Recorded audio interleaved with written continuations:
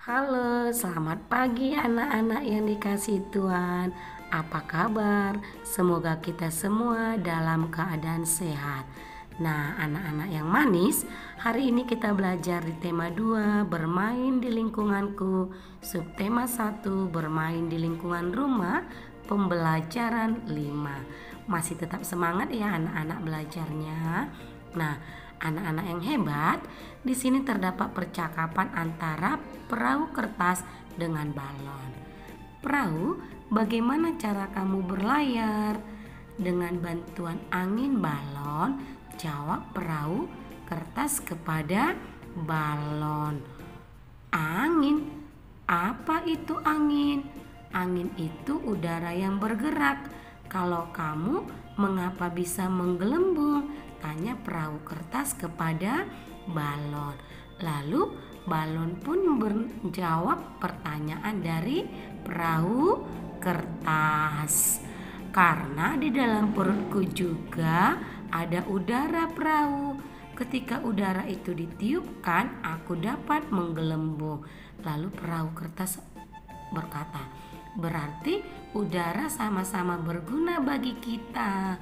Nah, ternyata perahu bisa bergerak dan balon bisa menggelembung itu karena ada udara yang memiliki kegunaan yang sama.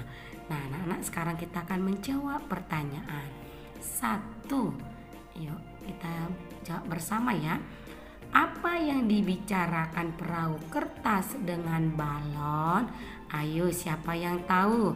Iya, mereka membicarakan tentang udara dan angin. 2. Mengapa balon bisa menggelembung? Ayo, siapa yang bisa bantu Bu Nita menjawab? Ada yang bisa ya? Pasti bisa semua ya anak-anak. Karena di dalam balon ada udara. Nah, pertanyaan nomor 3. Mengapa perahu kertas bisa berlayar jika diapungkan? Nah, perahu kertas bisa berlayar jika diapungkan karena apa?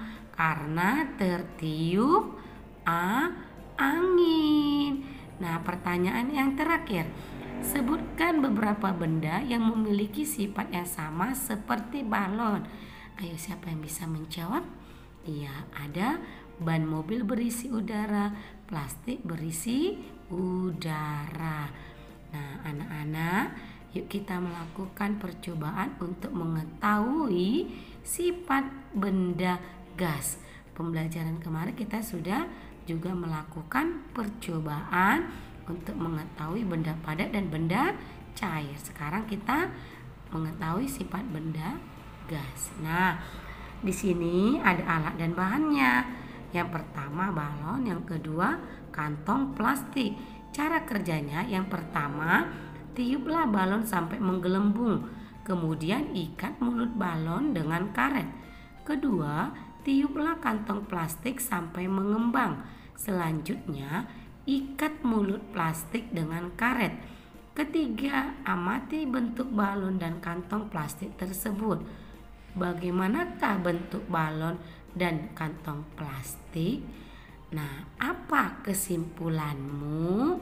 Nah, anak-anak amati gambar itu ya, gambar balon yang sudah ditiup.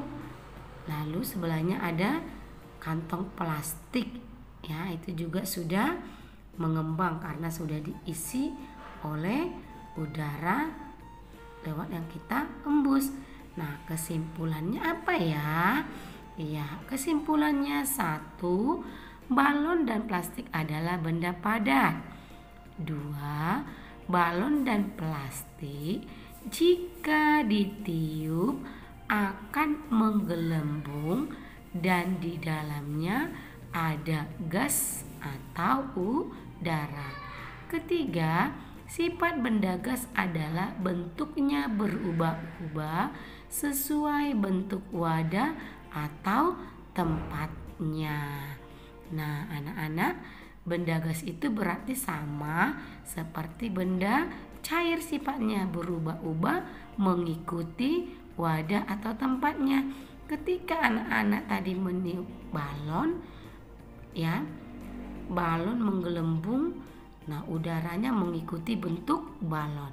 Nah, ketika kita meniup kantong plastik, nah tiupan kita atau udara yang masuk ke dalam plastik itu juga bentuknya seperti plastik. Jadi benda gas itu sifatnya bentuknya berubah-ubah sesuai bentuk wadah atau tempatnya. Nah, anak-anak, benda gas jika dipindahkan tempat maka bentuknya akan berubah seperti tempatnya. Jika gas dimasukkan ke dalam balon, maka bentuknya seperti balon. Yuk, sekarang kita baca dulu ya. Meniup balon.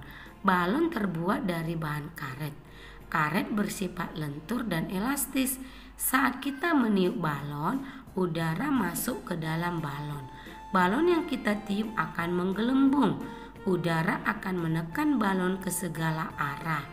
Udara dalam balon akan menyesuaikan dengan bentuk balon. Begitu juga dengan kantong plastik. Artinya bentuk udara mengikuti bentuk wadahnya atau bentuk tempatnya. Ya, berarti dia mengikuti wadahnya. Sekarang kita mau jawab pertanyaan berdasarkan teks yang sudah kita baca tadi, meniup balon. 1. Bagaimana bentuk udara ketika ditiupkan ke balon? Iya, bentuknya seperti bentuk balon karena menyesuaikan wadahnya. Kedua, bagaimana bentuk udara ketika ditiup ke kantong plastik? Iya, bentuknya seperti bentuk plastik. Pertanyaan ketiga, apakah sama bentuk udara ketika ditiupkan ke balon dan kantong plastik? Iya, berbeda. Ketika udara ditiupkan ke balon maka bentuknya seperti balon. Ketika ditiupkan di kantong plastik maka bentuknya seperti kantong plastik. Bagaimana menurutmu sifat udara? Sifat benda gas atau udara bentuknya selalu berubah-ubah sesuai bentuk wadahnya. Nah, anak-anak, kita akan melakukan permainan kepala, pundak, lutut, kaki. Nah, masih ingat ya anak-anak lagu kepala, pundak, lutut, dan kaki. Nah, di gambar ini akan melakukan permainan. Nah, mereka menjepit balon. Permainan kepala, pundak, lutut, kaki ini membutuhkan konsentrasi. Kenapa ya dikatakan membutuhkan konsentrasi? Iya, ketika bermain nanti ada aba-abanya. Ada kata-kata yang diucapkan seperti lagu kepala, pundak, lutut, kaki. Kalau anak-anak ketika bermainnya tidak konsentrasi, maka bisa salah. Nah, yang B, jika dalam lagu menyebutkan kata kepala, berarti anak-anak memegang kepala. Jika dalam lagu menyebut kata pundak, berarti anak-anak memegang pundak. Nah, makanya anak-anak harus konsentrasi. Nah, jika dalam lagu menyebutkan kata lutut, berarti anak-anak memegang lutut. Nah, jika dalam lagu menyebutkan kata kaki, berarti anak-anak memegang kaki. Bisa diingat ya anak-anak, maka perlu harus konsentrasi. Nah, sekarang mari kita membaca. Bermain ada aturannya. Setiap aturan permainan harus dipatuhi. Ketika bermain tidak boleh curang. Aturan tidak hanya ada dalam permainan saja. Di rumahku juga ada beberapa aturan. Teman-teman mau tahu? Iya, anak-anak, ketika kita bermain itu aturannya. Nah, misalnya ketika bermain kita tidak boleh curang. Itu termasuk aturan. Di rumah juga kita mempunyai aturan. Aturan itu disebut juga tata tertib. Aturan di rumah dibuat orang tua supaya anak-anak hidupnya lebih tertib. Nah, semua pekerjaannya juga dapat dilakukan dengan tertib dan lancar bila kita mematuhi peraturan di rumah. Nah, contoh aturan di rumah. Bangun pagi pukul 5 tepat. Setelah bangun merapikan tempat tidur. Minta izin ketika berpergian. Tidak boleh lupa waktu setelah makan membersihkan meja dan mencuci piring. Nah, masih banyak aturan yang ada di rumah kita. Nanti anak-anak boleh tulis ya aturan yang berlaku di dalam rumah anak-anak. Nah, yuk kita beri tanda centang ya. 1. Menonton sampai larut malam. Apakah ini aturan yang perlu dilakukan atau tidak boleh dilakukan ya? Perlu dilakukan atau tidak boleh dilakukan? Iya, ini tidak boleh dilakukan. Kalau anak-anak menonton sampai larut malam, besok paginya anak bisa terlambat bangun. Kedua, membantu ayah dan ibu. Iya, ini perlu dilakukan. Yang ketiga, mengerjakan PR. Iya, hebat, perlu dilakukan. Nah, yang keempat, bermain dengan curang. Nah, bermain dengan curang tidak boleh dilakukan. Kelima, minta izin bila pergi. Iya, dilakukan. Oke ya anak-anak, sekian pembelajaran kita hari ini. Selamat belajar, kerjakan tugas dengan baik.